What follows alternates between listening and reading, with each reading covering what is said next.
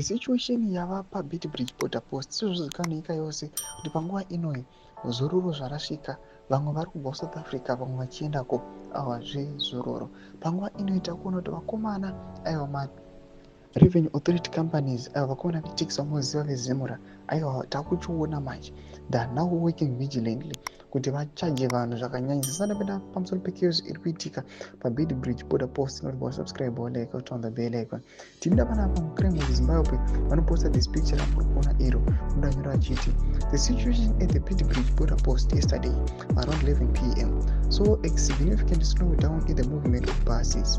This was due to a Zimra operation requiring travelers and cross-borders traders to declare all goods at the port of entry.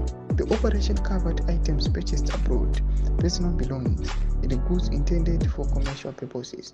Timina comment section anodanyira chiti, for how long will my people suffer because of a corrupt government? We are the last people to bring change. For the sake of our children and grandchildren, we'll make it happen. Hashtag this will be the last of us.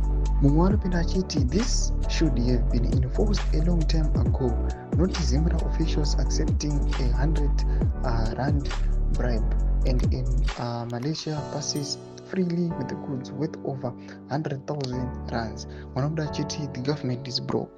Tikona kuti this situation iri kuitika this border post iri kuonekwa kunze sezvamungoziva kuti vakomana panguva ino vakuziva kuti their only source of income nyika yeZimbabwe that vakutotaxa macitizens. Inoda kuti kwese vakadominata vakaluta vakaita sei.